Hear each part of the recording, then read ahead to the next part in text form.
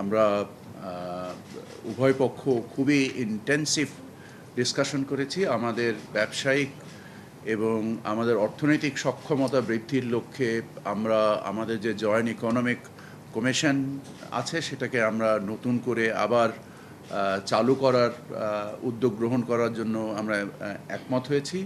আমরা নতুন করে একটা ট্রেড এবং ইনভেস্টমেন্ট কমিশন তৈরি করার জন্য আমরা একমত হয়েছি।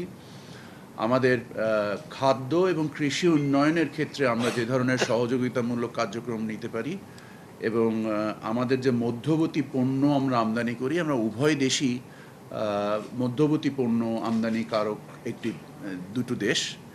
আমরা এই আলোচনা করেছি যে কিছু কিছু মধ্যবর্তী পণ্য ইন্টারমিডিয়েটস ইন্ডাস্ট্রিয়াল গুডস এটা যদি আমরা উৎপাদন যেতে পারি যৌথ উদ্যোগে অথবা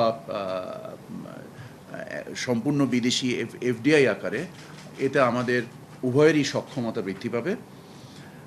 আমাদের ফল আমদানি এবং রপ্তানি দুটো নিয়েই কথা হয়েছে। পাকিস্তান আমাদের হাইড্রোজেন পারঅক্সাইডের রপ্তানির উপরে অ্যান্টি ডাম্পিং ট্যাক্স আরোপ করেছিল, আমরা সেটাকে উত্তোলনের জন্য ওনাদেরকে অনুরোধ করেছি। আমরা আশা করি যে ওনারা আমাদের অনুরোধ রাখবেন। আমরা mutual acceptance of certificate and standard নিয়ে কথা বলেছি। আমরা আমাদের চামড়া এবং চিনি শিল্প উন্নয়নের ক্ষেত্রে ওনাদের সহযোগিতা চেয়েছি।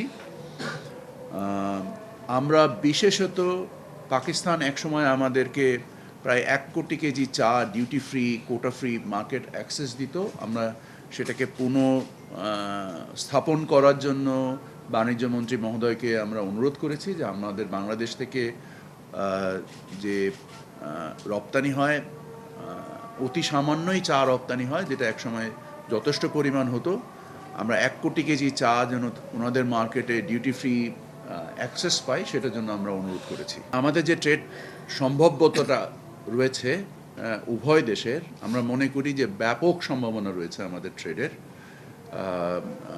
কম্প্যারেটিভলি আমরা যে বহির্বিশ্ব থেকে প্রায় $80 বিলিয়ন পণ্য আমদানি করি, এর মধ্যে প্রায় $15 বিলিয়ন আমরা খাদ্য পণ্য আমদানি করি, আমরা ইন্ডাস্ট্রিয়াল ইন্টারমিডিয়েট গুডস বা আমদানি করি এবং আমরা বিভিন্ন রকমের ভোগ্য পণ্য বা জ্বালানি পণ্য আমরা আমদানি করি। তো এর ভিতরে যেসব পণ্য আমরা প্রতিযোগিতামূলক মূল্যে আমরা আমাদের বৈদেশিক মুদ্রা সাশ্রয়ী করে আমরা আমদানি করতে পারি, সেই জিনিসটাই উপলব্ধি এবং আইডেন্টিফাই করার জন্য আমরা ট্রেড কমিশনটাকে চালু করতে চাচ্ছি।